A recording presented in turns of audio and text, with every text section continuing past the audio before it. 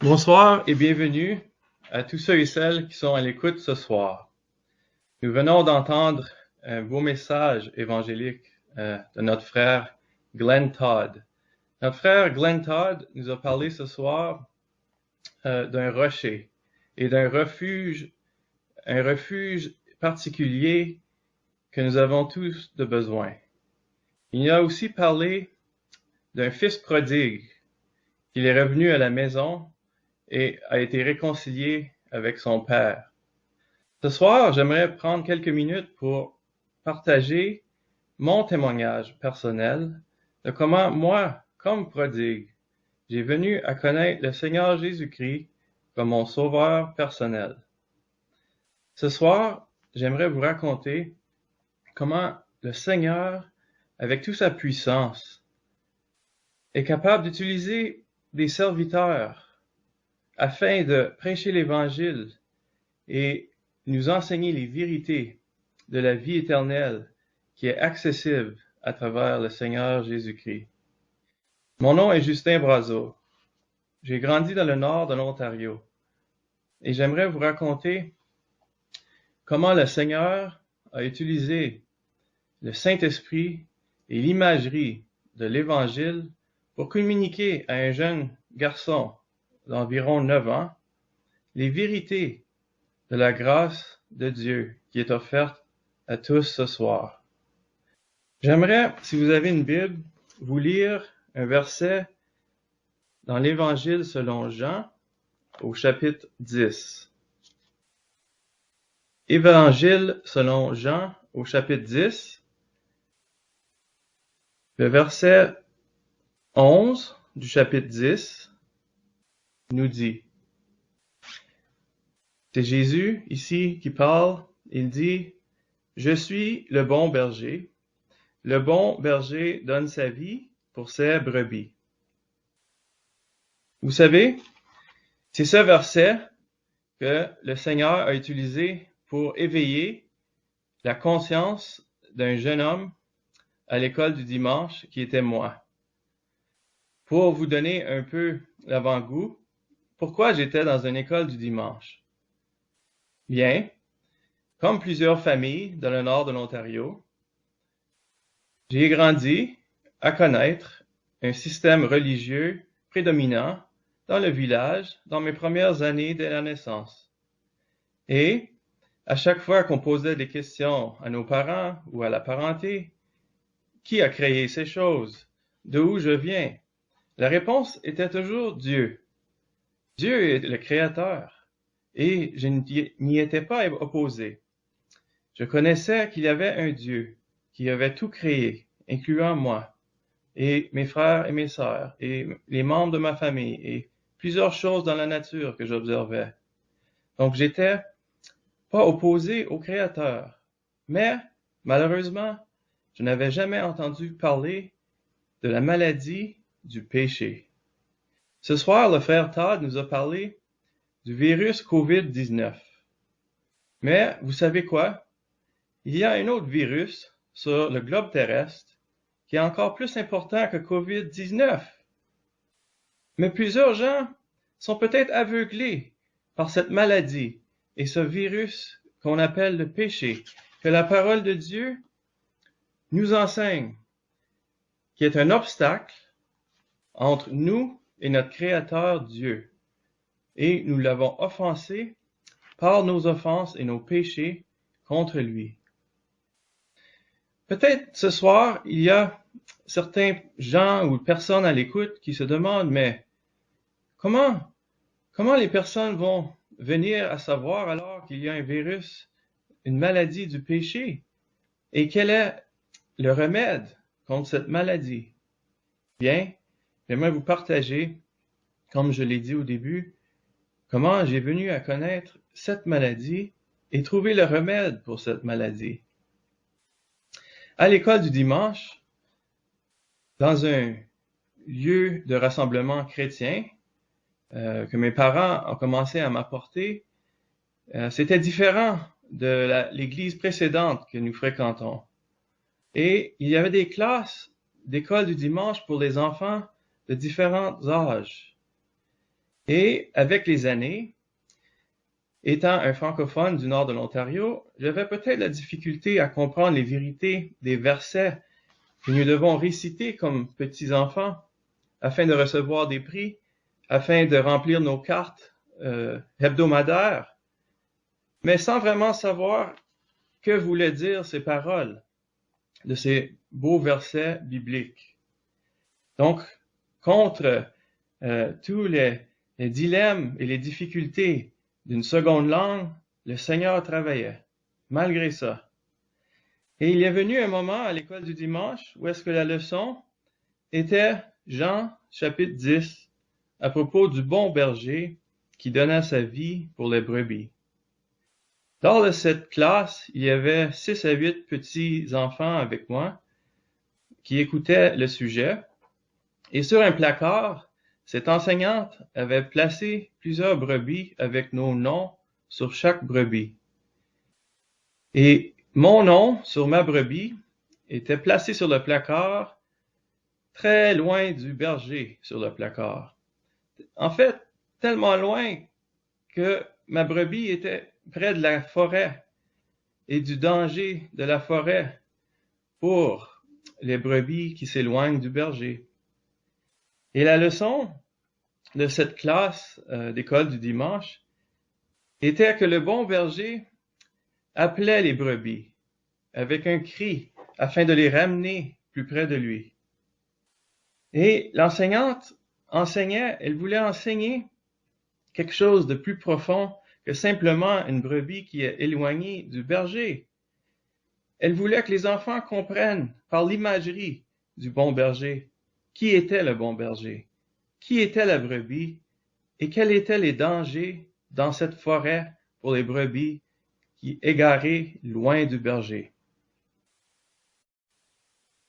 Ensuite, pendant cet enseignement, dans cette classe, l'enseignante explique que les dangers dans ces forêts étaient le prédateur primordial dans cette zone, le loup qui était capable d'anéantir tous les brebis avec sa véracité, avec sa mâchoire et sa soif de sang et de viande.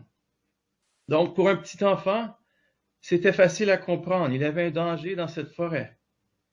Et dans cette forêt, si on s'approchait trop de cette forêt et on s'éloignait du bon berger, nous étions en danger.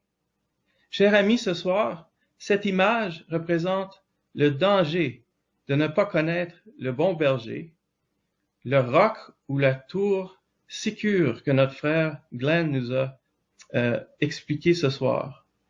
Le bon berger est le Seigneur Jésus-Christ. L'enseignante continue sa leçon. Elle démontre sur le placard que ma brebis, qui est si proche de la forêt, est en danger de se faire anéantir par le loup qui peut venir à tout moment anéantir ma brebis, ma personne. Et ensuite, c'est ce qui est le plus touchant. Pour enseigner à moi, un jeune francophone dans un environnement anglophone, qui est le berger et pourquoi il est là. Elle enseigne ensuite que le bon berger vient à moi, qui est loin, près de cette forêt, et se place entre moi et la forêt, afin que le loup vienne anéantir le bon berger, afin que moi, je me sauve vers le restant du troupeau et continue à vivre et bruter l'herbe avec le troupeau. Cette image a été utilisée pour communiquer les vérités que je n'avais jamais connues, que j'avais été en danger du jugement de Dieu, mon Créateur, si je négligeais la personne de Jésus-Christ. Avec l'ambiance du nord de l'Ontario, c'est pas par chance, ce n'est pas par pure chance que cet enseignement a été utilisé pour moi cette journée. Dans le nord de l'Ontario, il y a beaucoup de prédateurs dans la forêt qui délaissent des carcasses mortes. Et lors de plusieurs excursions dans la forêt avec mon père, je demandais, mais c'est quoi ces carcasses? Il disait, c'est le loup qui a consommé les proies afin de se nourrir et les anéantir. Et cette image m'est revenue à l'école du dimanche. Moi, j'étais une proie, et j'étais une proie de Satan. L'enseignante était très bonne au dessin, vous savez. Et elle a dessiné que ce mauvais loup était plus que juste un loup. Était ce que la Bible enseigne, qui est Satan, et qui veut enlever les brebis ou les personnes de connaître le bon berger, le Seigneur Jésus-Christ. Et vous savez quoi? C'est ça qui m'a touché encore plus et qui m'a fait comprendre de façon approfondie qui était le bon berger.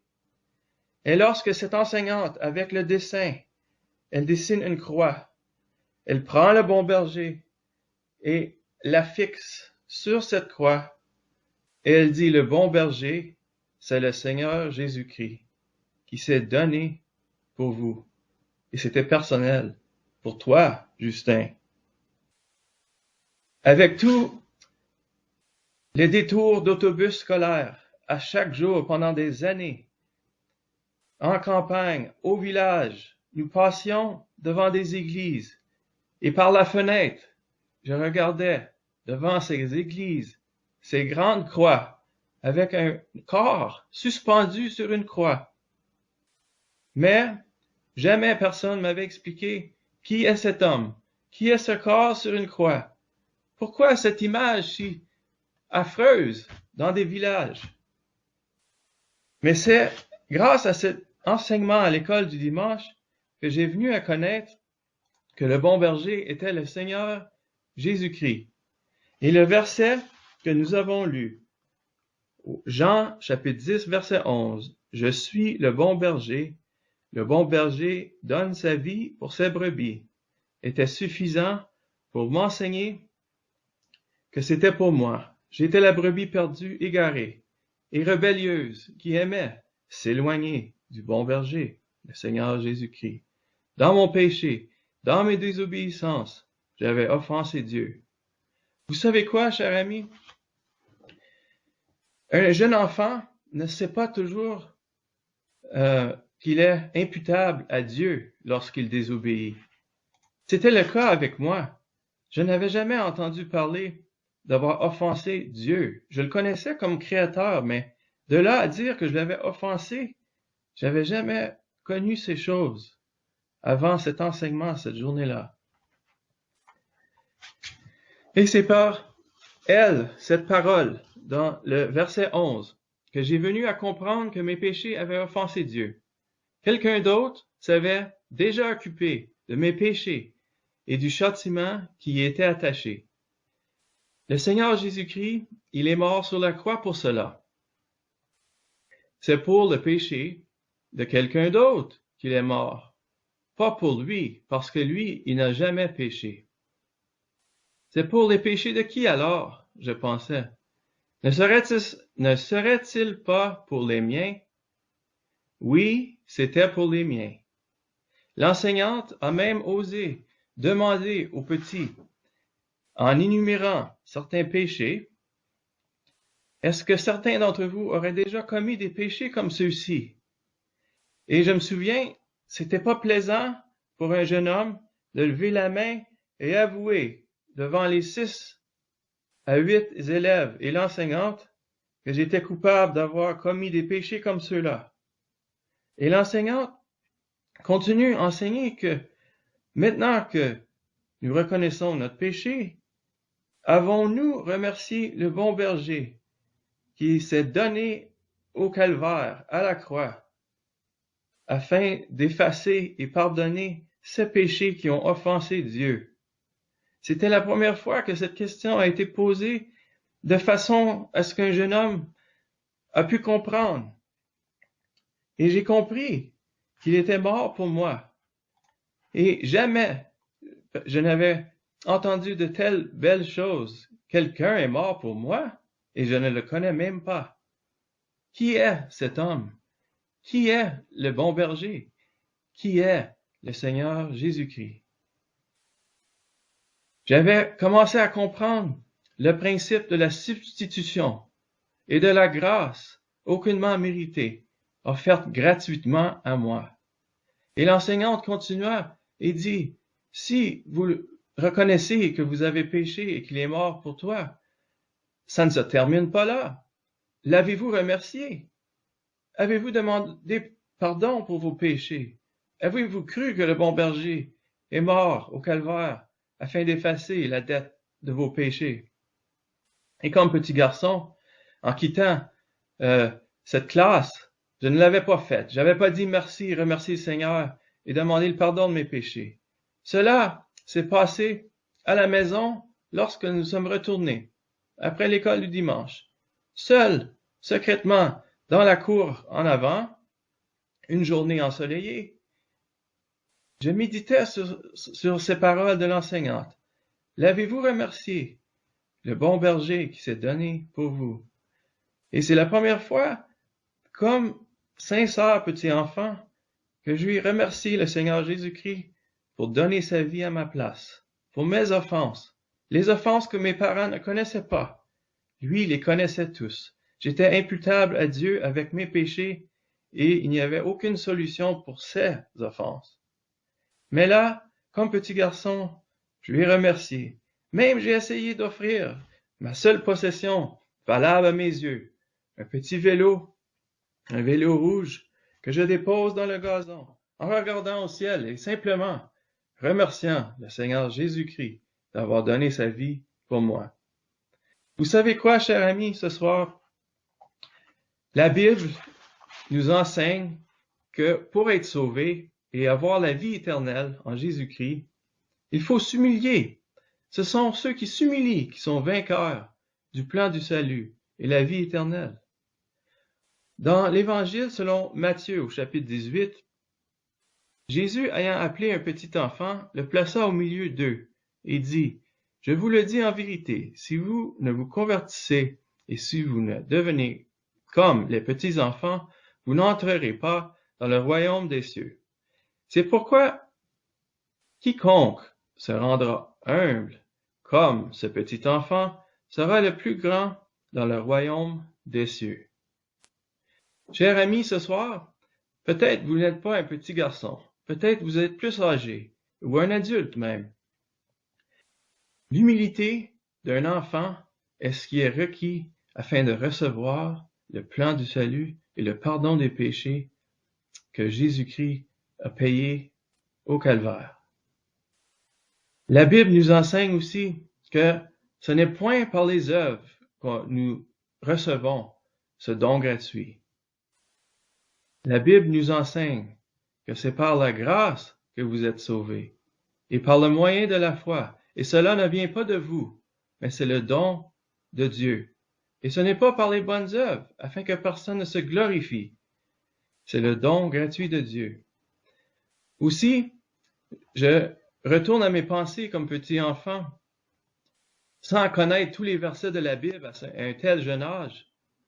Ce que le Saint-Esprit voulait me communiquer, et communique à vous ce soir, c'est ce qui est dans le chapitre d'Isaïe 53.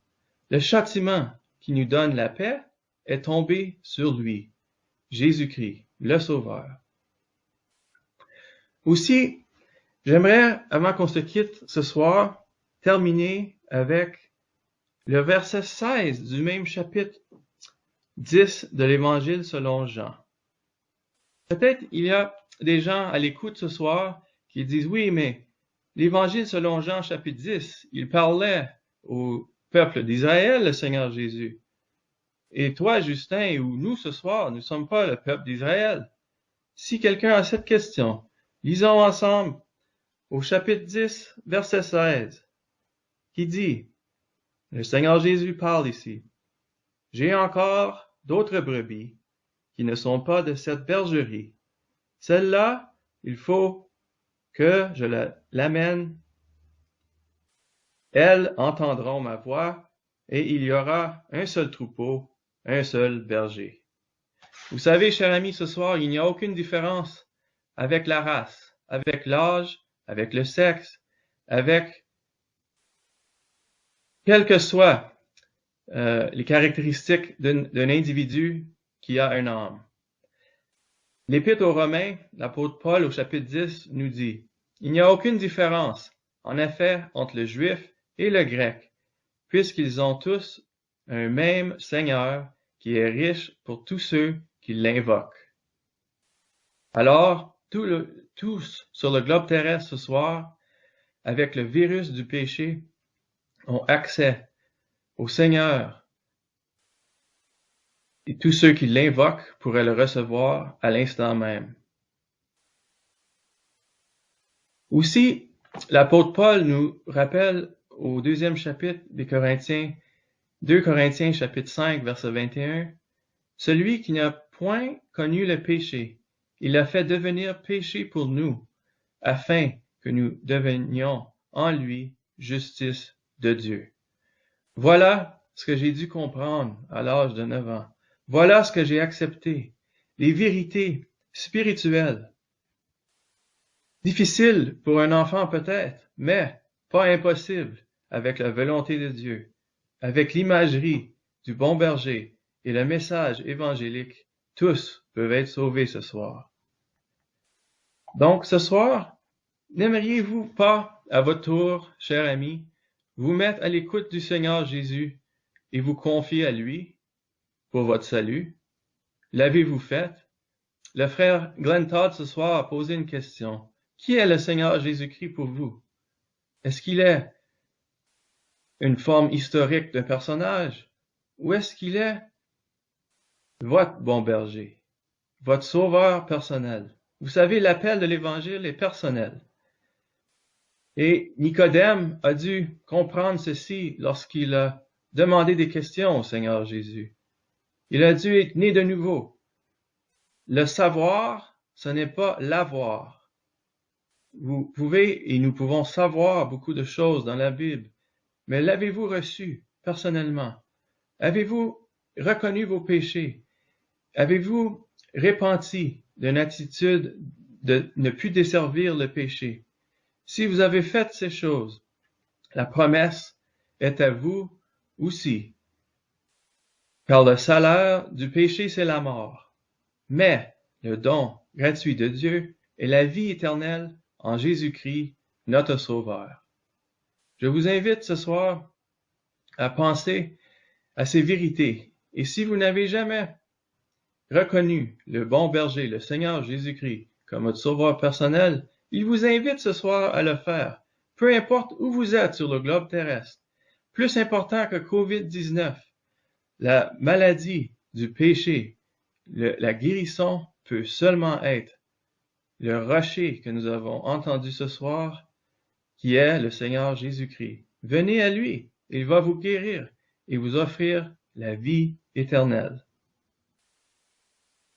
Prions ensemble avant de se quitter. Ô Éternel, nous implorons tes grâces ce soir pour tous ceux qui ont entendu ce beau message évangélique. Nous prions ce soir, Seigneur, pour ceux peut-être qui n'auraient jamais apprécié ou venu à apprécier que le bon berger est le Seigneur Jésus-Christ et qu'il s'est donné à la croix du Calvaire afin d'effacer la dette des péchés qui nous séparaient de Dieu. Nous te remercions, Seigneur, de son humilité comme bon berger. Il a guéri plusieurs malades et a enseigné que seulement lui pouvait être le médiateur entre Dieu et les hommes. Nous te remercions pour le sang qui a été versé sur cette croix, qui est la solution, le remède pour effacer la dette des péchés et réconcilier tous ceux qui viennent à lui, à Dieu, et recevoir le pardon des péchés et la vie éternelle. Nous te remercions, Seigneur, pour cette vérité dans l'Apocalypse qui nous rappelle que le Seigneur cogne, et il cogne à la porte. Il frappe à la porte. Et celui qui entend frapper, ou celui qui entend sa voix, et ouvrira la porte, il dit, il soupera avec lui ou elle, et il ou elle soupera avec lui. Quelle belle image de réconciliation. Nous prions, Seigneur, que tous ceux qui ont été à l'écoute ce soir feront la chose même, se repentiront de leurs péchés et accepteront le Seigneur Jésus-Christ comme sauveur personnel ce soir. C'est en ton précieux nom que nous implorons tes grâces et nous nous remettons à toi au précieux nom du Seigneur Jésus-Christ. Amen.